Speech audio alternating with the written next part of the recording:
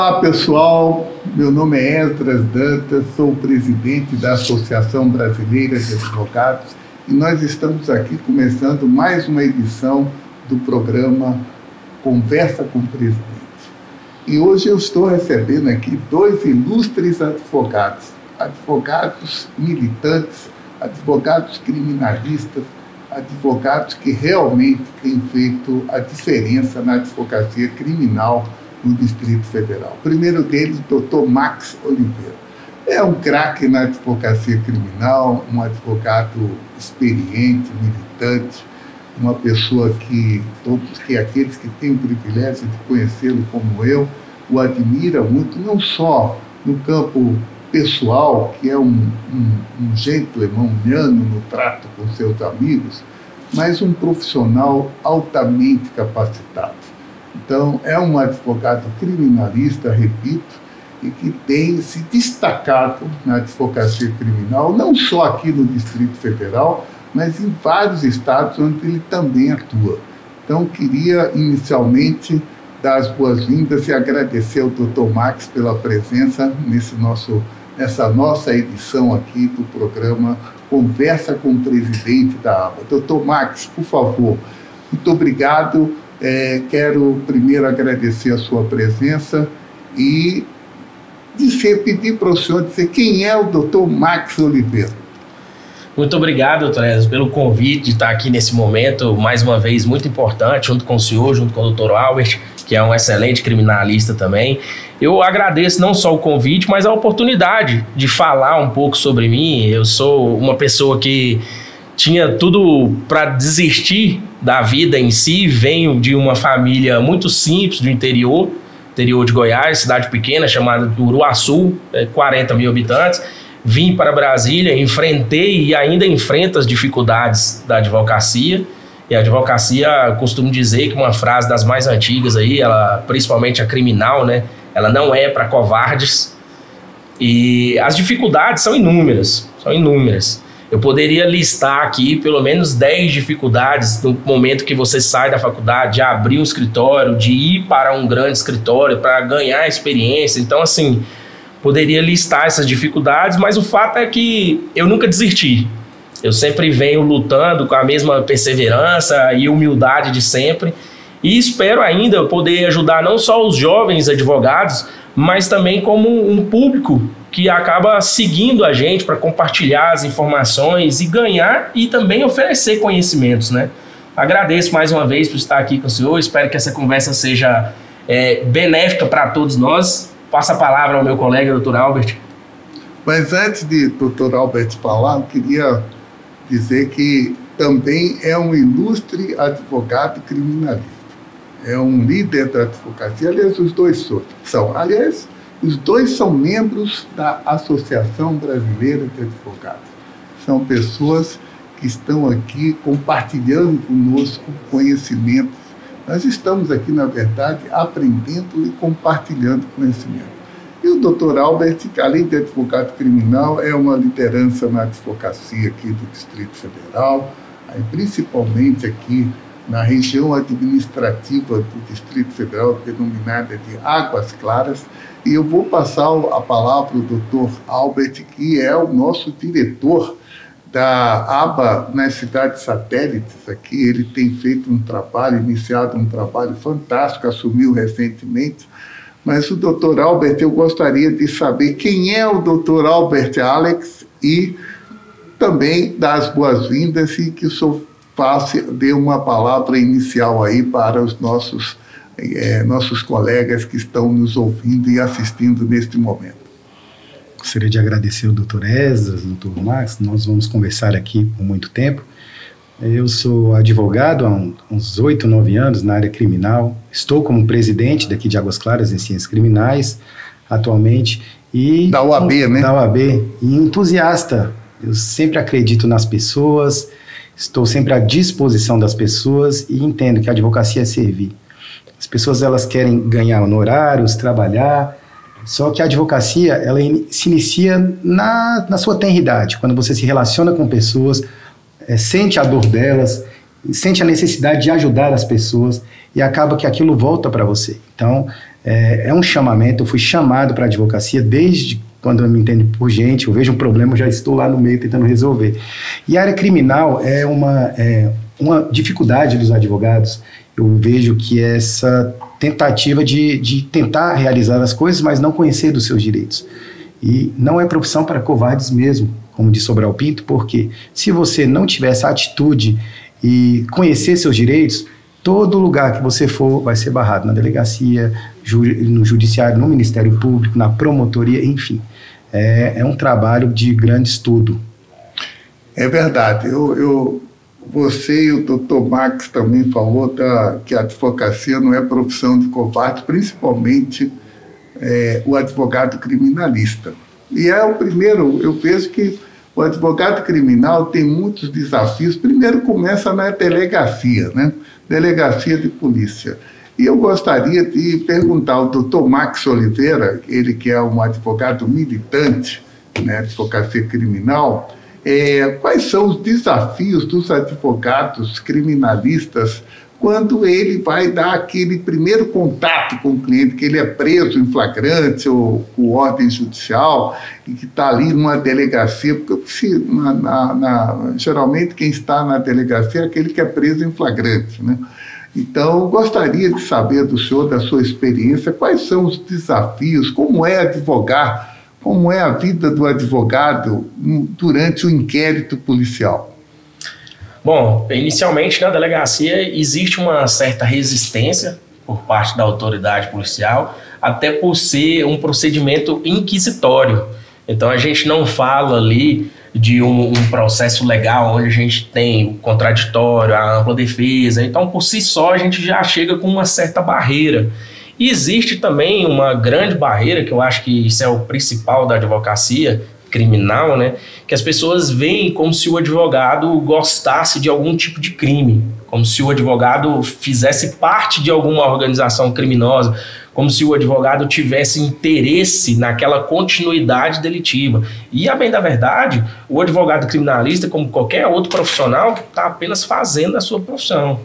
Então, quando a gente chega naquele primeiro momento na delegacia, existe uma resistência, às vezes até por parte da polícia militar que está ali trazendo aquele custodiado para a delegacia, o flagranteado, e a gente permanece com essa dificuldade quando vai falar com o delegado. O delegado já fala, doutor, já fiz aqui o procedimento, não cabe fiança, isso e aquilo outro. Então, às vezes isso dificulta, porque você vai falar para a família fala, doutor, o senhor nem precisaria vir aqui. Também existe essa resistência da família, porque já chegou, ou já pagou fiança e já vai embora, não precisaria do trabalho do senhor, ou simplesmente o delegado falou que vai encaminhar e ele vai passar por audiência de custódia. Então, existe também uma divulgação de inúmeras informações que são erradas, deturpadas do que realmente está acontecendo. E a gente chegar ali na delegacia, explicar isso para a família, mostrar para o policial militar que a gente não está fazendo um trabalho contra o trabalho dele, pelo contrário, ele está fazendo o trabalho dele de pegar aquela situação flagrancial, encaminhar para a delegacia, para a autoridade policial, e o advogado vai chegar e fazer o papel dele.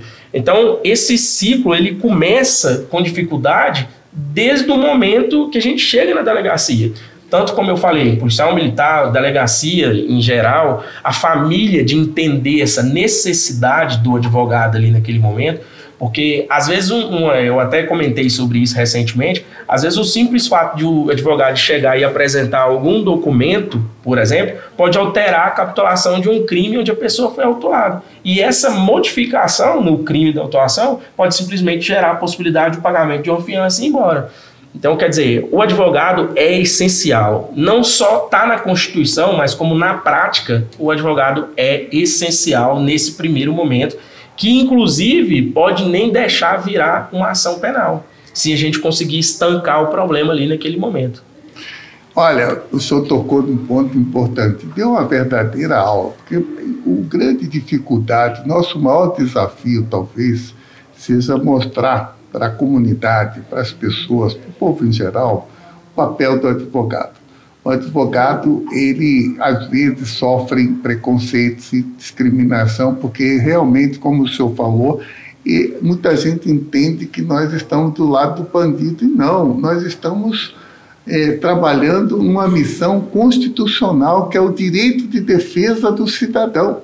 Então, as pessoas precisam compreender que o advogado, quando vai atender a um bandido, a um criminoso, não é por defender o crime por ele praticado, não, é assegurar o direito de defesa que lhe é assegurado na Constituição para que ele possa ser punido dentro da lei ou absolvido.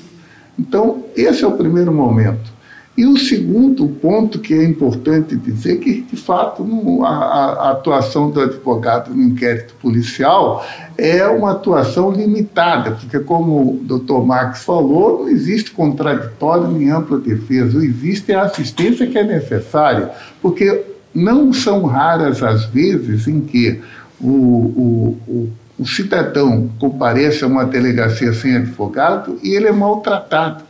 Ele é desrespeitado, ele é violado em seus direitos fundamentais, e a presença do advogado é mais no sentido de protegê-lo desses maus policiais, né, dessas pessoas que abusam, né, da autoridade deles. Então, isso, e lamentavelmente, tem autoridade que não sabe conviver com a autoridade, e é por isso que essas pessoas têm que ser denunciadas por abuso de autoridade.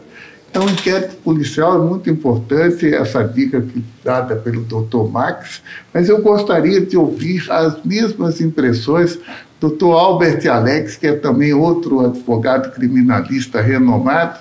Gostaria que ele falasse da sua experiência quando o senhor vai à delegacia de polícia dar assistência a um cliente, a um cidadão que está ali necessitando dos nossos serviços constitucionais previstos na Constituição, que é o direito de defesa. Doutor Albert, por favor.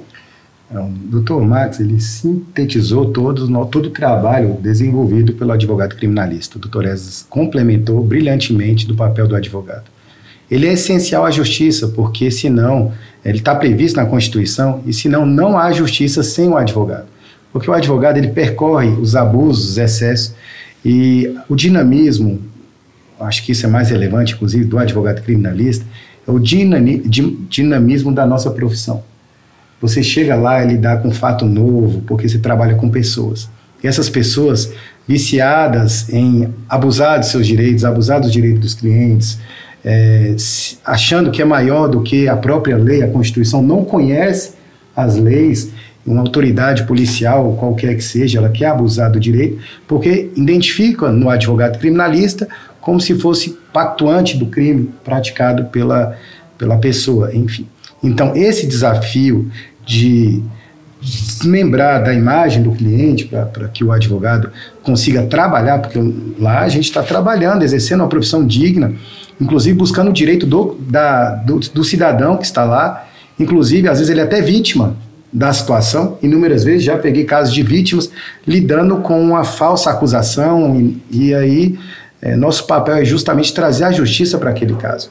E há um vazio no ser humano, quando ele é cometido de injustiça, que nada pode preencher. E o advogado criminalista, ele exerce esse papel de trazer à tona a realidade dos fatos, porque o senhor das provas, o senhor do processo são as provas. E sem prova, o processo ele não anda. Lá existe uma justiça e lá tem uma narrativa criada dentro do processo, que são as provas.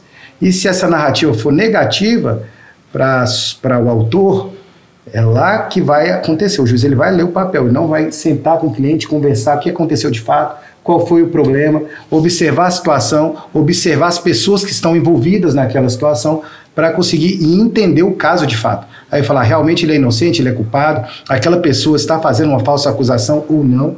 E esse é o papel do advogado, pegar aquela realidade e jogar lá para o processo e falar assim, é isso aqui. Por mais que a nossa atuação seja limitada, porque nós não conseguimos fazer o papel da polícia, que ela é investigativa, aí vem para o Ministério Público, que é acusatório, e aí a gente fica meio que no limbo, fazendo as duas coisas, tanto procurando arrumar provas para conseguir realmente inocentar o inocente, ou então realizar justiça até para aquele que é culpado, e também blindar também no Ministério Público. Por quê? Porque ele já chega lá e o Ministério Público ele quer acusar. Ele não quer procurar a verdade real e falar assim, não, essa pessoa é inocente, então vou pedir a absolvição. Recentemente o Gilmar Mendes comentou sobre esse assunto, que foi interessante, o ministro, falando que às vezes a pessoa é inocente, a gente julga como culpado, e o papel do Ministério Público não é só condenar, é buscar a justiça de fato. E isso vem sendo vilipendiado, tanto lá desde a delegacia até no STJ ou no STF. Olha, pessoal, nós vamos encerrar o primeiro bloco. Estamos falando aqui com 2 especialistas na advocacia criminal, Dr. Max Oliveira e o Dr. Albert Alex.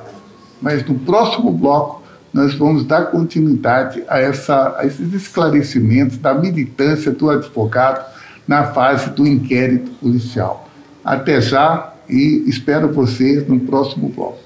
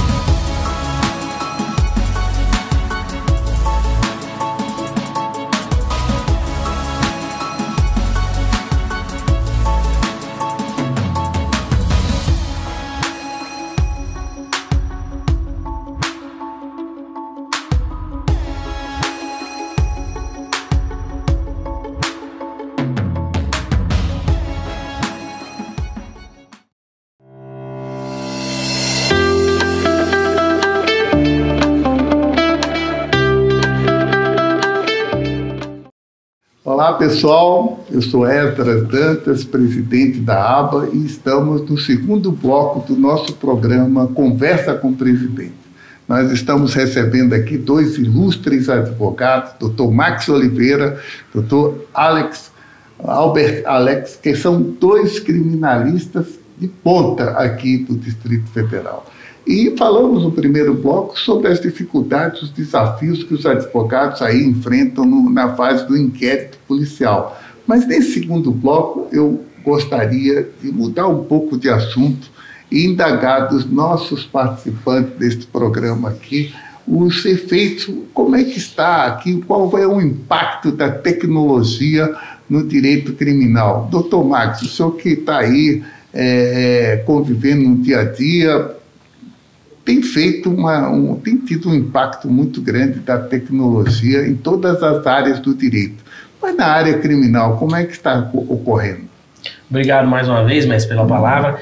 E a advocacia criminal, por si só, ela já vem sofrendo com inúmeras coisas, né? Esse preconceito que a gente mencionou, Mas esse impacto das redes sociais, isso hoje é muito visível e piora muito a situação da defesa. Por quê? Por exemplo, em algumas situações, a gente já chega no caso, o cliente já está condenado, onde sequer passou por um processo legal, por todo aquele procedimento, o trâmite que a gente tem para a pessoa que está sendo processada. As pessoas vêm ali e sem nem saber do que realmente aconteceu, falam, esse cara aí merece morrer, é bandido bom, é bandido morto. Então a mídia, ela vem fazendo isso, só que sem conhecimento. Ela pega um caso que aconteceu, um fato, ainda que seja um fato cotidiano, e traz para a mídia para bater em uma condenação, quer dizer, sem passar por um procedimento legal. Isso é uma coisa que, assim, infelizmente, alguns apresentadores, algumas pessoas que são geradores de opiniões, deveriam ser mais instruídos sobre isso. Por quê? Porque quando você chega na mídia e fala, por exemplo, essa pessoa que cometeu um crime, ela merece morrer. Quer dizer, a gente tem hoje uma exceção única na Constituição de previsão de pena de morte. Se a gente não estiver falando naquele caso lá, no caso de guerra, a gente não poderia falar. Se a gente não pode falar nessa questão de pena de morte, a gente também não pode falar que bandido bom é bandido morto. Então, esse impacto das redes sociais, essa forma que as pessoas vêm fazendo um pré-julgamento sem respeitar o processo legal, isso dificulta a defesa de modo geral. E não só na advocacia criminal, como o senhor bem mencionou também, em todas as outras áreas. Mas a advocacia criminal, para a gente, é mais difícil, porque tem uma grande operação, as pessoas vêm falando, porque essas pessoas estão querendo ganhar dinheiro, estão querendo postar, estão querendo fazer uma verdadeira arruaça ali nas redes sociais sobre uma coisa que sequer foram atrás para poder verificar. Não, realmente essa pessoa cometeu o crime, o juiz analisou as provas, essa pessoa é condenada, transitou em julgado, não cabe mais recurso. Aí sim a gente poderia estar falando de uma pessoa que vai cumprir aquela pena. Mas num primeiro momento a gente tem que fazer essa análise, a gente tem que ter se a gente não tem uma capacidade técnica para analisar aquilo, a gente tem que ter pelo menos uma empatia. Essa empatia é fundamental na advocacia criminal. Eu não sei se a pessoa cometeu ou não, mas eu não vou julgá-lo, porque eu não tenho esse conhecimento para fazer essa análise técnica. Então, essa dificuldade, que, repito, que as redes sociais vêm causando na advocacia criminal é um impacto muito grande. E por isso eu peço a todos os seguidores e as pessoas de modo geral, apresentadores, formadores de opinião, que antes de fazer um pré-julgamento tenham conhecimento sobre o caso. Verifiquem, até porque a gente hoje existe a lei aí da fake news justamente para punir as pessoas que estão divulgando informações que sabem que são erradas, né? É verdade. Olha, eu lembrei agora com a sua fala de quantas pessoas que foram hostilizadas, agredidas e tal, numa delegacia por uma acusação de crime que não cometeu, né? É certo que eu tenho notado que o poder público, só que assim, eles têm uma influência muito grande. Quando um delegado dá uma entrevista, às vezes até condenando uma pessoa sem a devida investigação prévia, o devido processo legal, todo mundo acredita. E depois a pessoa absolvida não dá o mesmo espaço para ele para dizer que a pessoa não cometeu aquele crime, né?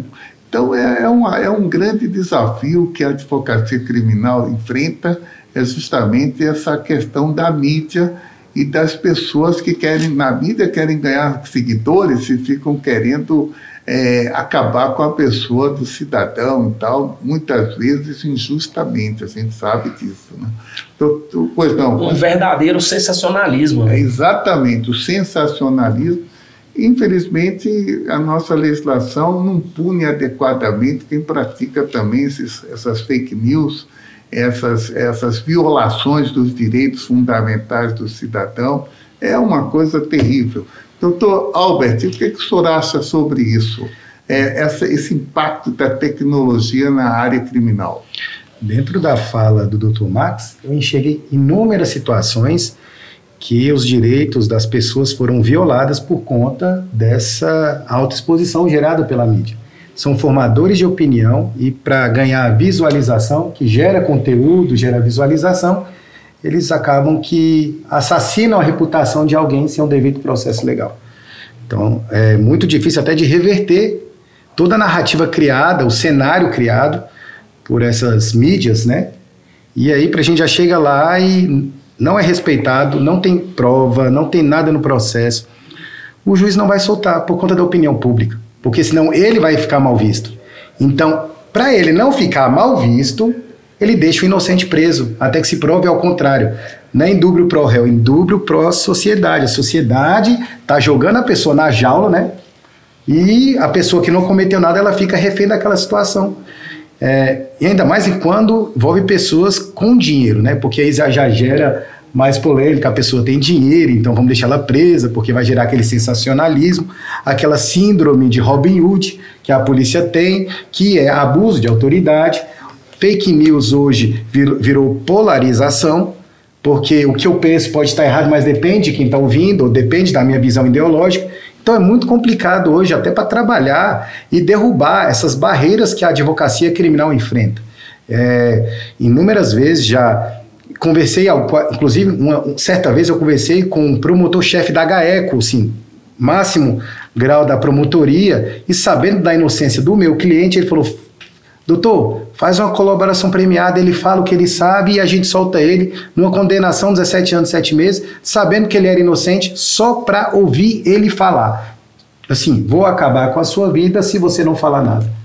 E assim, envolvia não só a questão desta pessoa que era vítima, envolvia a família dele inteira, porque era assim uma organização criminosa que ele tinha conhecimento. Então até ele falar ele estava morto, ou se ele não falar ele estava preso. A situação que ele se colocou. Isso e essa síndrome de Robin Hood, desempenhada pela GAECO à época, me trouxe várias percepções de que a justiça comete as suas injustiças, e se não for o papel do advogado criminalista, a sociedade ela vai acabar no fracasso, porque nós trazemos essa balança do direito, trazer a razoabilidade e trazer justiça a quem merece ser tratado com justiça. Olha, eu admiro muito o papel do advogado criminalista. Se não fosse ele, a situação do cidadão era terrível, pior ainda, mais do que está. Nós sabemos da discriminação que existe, o cliente que tem dinheiro, que consegue contratar um bom advogado, mas a maioria do povo brasileiro está aí a míngua de justiça, está dependendo da defensoria pública, que a gente sabe que não tem a mínima condição de atender o volume de trabalho, de injustiça, muitas injustiças estão sendo feitas pelo poder público. Eu queria até atravessar uma situação aqui que até me causa grande... Tem uma situação que eu vejo corriqueiramente que fala do papel do assistente de acusação, falando sobre quem tem dinheiro, quem não tem, o Estado, o que acontece. A Defensoria Pública ela é abarrotada de processos. Todo dia gera muitos processos. E aí o advogado que tem condições, ele contrata um advogado de defesa. E o assistente, aí a vítima, no caso, mas tem uma Defensoria Pública que vai fazer assistência. Quantas vezes a gente pega os casos e vê erros da Defensoria Pública, e aí precisa-se de um papel do assistente de acusação que o advogado criminalista é quem faz, e a sociedade ela não percebe a necessidade também do papel do advogado criminalista dentro deste tipo de conduta, né? Então, assim, o papel do advogado tanto é importante tanto para a vítima quanto para o autor, para o quê? Justamente para trazer esse peso, essa balança, porque é cometida injustiça de todas as formas. E eu gostaria até de pegar um gancho, doutor Ezra, sobre isso que o doutor Albert está falando, para enaltecer a forma de trabalho da defensoria, porque a defensoria tem excelentes defensores. Sim. E não é que eles são maus profissionais. A grande questão na defensoria é a quantidade de processos. E eu já atuei como colaborador, não só da defensoria, mas também da FAGE, que é a Fundação de Assistência Judiciária da OAB, e eu vi na prática o que inúmeras pessoas passam de necessidade por não ter condição de pagar um advogado. E isso é o que o senhor falou, dá uma certa sensação de injustiça, porque às vezes a pessoa não tem dinheiro para pagar um bom advogado e acaba sendo condenada em algo que sequer tinha. Porque não tem acesso à justiça pelo volume de trabalho. Pelo volume de trabalho. Porque os defensores públicos, eu sei, porque fiz parte de diversas bancas de concurso público para a magistratura, para o Ministério Público, para a Defensoria Pública, são pessoas altamente qualificadas. Não tenho dúvida quanto a isso. O que eu quis, inclusive, dizer da injustiça é que o número é insuficiente. E aí o cidadão fica desassistido, porque não tem como ser atendido pela Defensoria Pública e também não tem como ter um advogado particular, né? Então, é um dilema muito grande que nós precisamos, inclusive a ABA, que tem um projeto que é de residência jurídica, que vamos reinstalá-lo ano que vem, aqui para dar a nossa contribuição dentro da nossa política de responsabilidade social, também criar aqui uma assistência jurídica, uma advocacia pro bono. Então, nós estamos aqui, enfim. Mas, olha, nós estamos encerrando mais esse módulo e vamos para o terceiro módulo e eu aguardo todos vocês lá. Até já!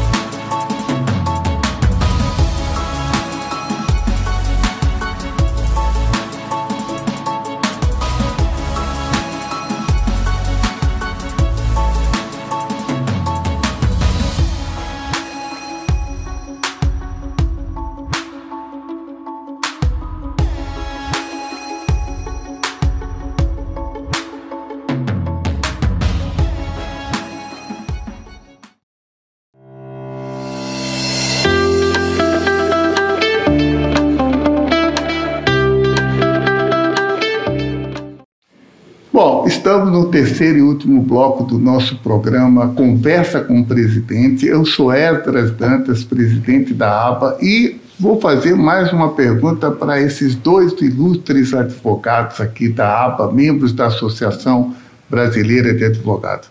Primeiro, doutor Max Oliveira, eu gostaria de pedir a ele que desse uma dica aí para aqueles advogados que estão iniciando a carreira na advocacia criminal. Qual é o recado que o senhor poderia deixar para eles?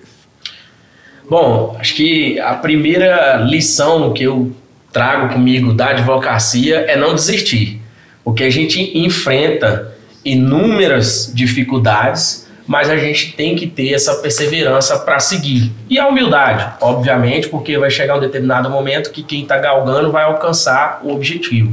E aí é permanecer com essa humildade. Mas, assim, dentre as coisas que eu poderia recomendar para os jovens advogados, especialmente na área criminal, é que não vulgarize a nossa profissão. Não se venda, não se deixe iludir que naquele momento de necessidade você vulgarize a profissão, porque isso é uma das coisas mais difíceis. A gente tem um advogado de renome na advocacia e a gente tem um advogado, jovem advogado ali que está entrando na advocacia e se vendendo por qualquer preço, pela necessidade dele. Então faça parceria, busque conhecimentos, converse com os advogados mais antigos.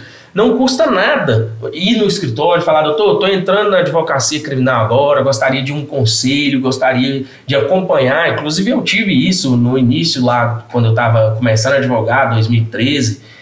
Alguns jovens advogados também junto comigo, da gente fazer essa parceria e ir com os advogados mais antigos em delegacias, ir para o tribunal do júri. Inclusive, o primeiro júri que eu fiz e sentei ali na defesa foi com o senhor, lá em 2010, quando o senhor ainda era o meu professor. Então, para o jovem advogado, busque parcerias, mas não se desvalorize. Busque sempre manter uma boa relação com o seu cliente, seja profissional, seja aquela pessoa que o cliente olhe para você e confie no que você está falando. Não queira apenas ganhar o dinheiro sem passar uma credibilidade para o seu cliente.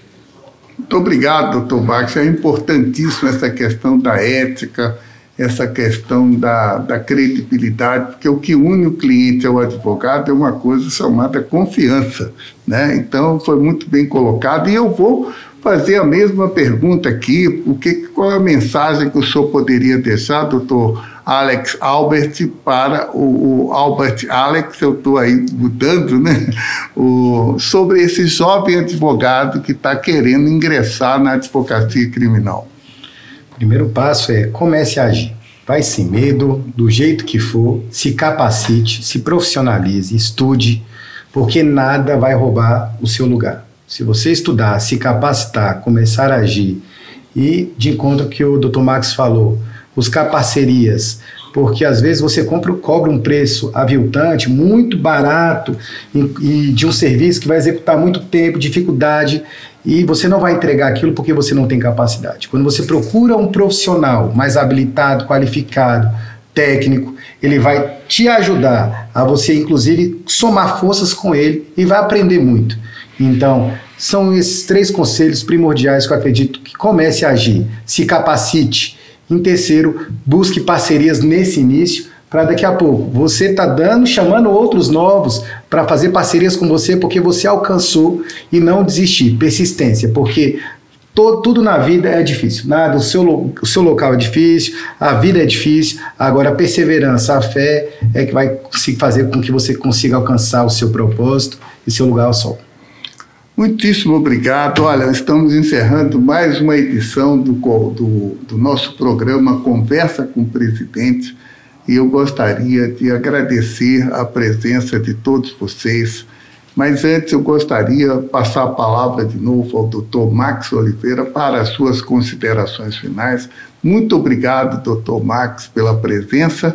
E eu gostaria muito de contar aqui com sua presença em outras oportunidades para discutir temas relevantes para a sociedade, de esclarecimento, não só para os advogados, mas principalmente para a comunidade em geral. Tereza, mais uma vez eu agradeço a oportunidade de poder vir aqui falar, embora seja um curto tempo para a gente falar sobre tantas coisas que a gente tem na advocacia e necessidade das pessoas conhecerem esses problemas que a gente tem na advocacia. E eu, obviamente, me disponho, assim que o senhor me convidar novamente, estarei aqui à disposição. Agradeço ao Dr. Albert também e todo o pessoal da produção aí pelo convite, e mais uma vez me disponho a sempre voltar. Muito obrigado, doutor Ezra. Nós é que agradecemos, não tenho dúvida que iremos nos encontrar em muito breve para um novo tema a ser debatido. Doutor Albert, com a palavra também para as suas considerações finais. Falando sobre parcerias, que eu iniciei na última fala, estar com o Dr. Esdras é justamente essa parceria de aprendizado, dessa troca sincera. Então é um privilégio aprender com o doutor. Eu, como diretor da ABA, me sinto um privilegiado e um agraciado por Deus. Essas são minhas considerações finais, de muita gratidão e muito aprendizado aqui com o Dr. Max, e vamos para o próximo, espero outras vezes, outros podcasts aí. Muito obrigado. E com certeza vamos estar juntos. Então, estamos chegando ao final de mais uma edição do nosso programa Conversa com o Presidente. Vamos agradecer a Deus por este momento importante de aprendizado, de parcerias que nós temos aqui na ABA, e agradecer principalmente a vocês pela presença, e está encerrado nosso programa, e estaremos juntos na próxima edição, se Deus quiser. Um abraço.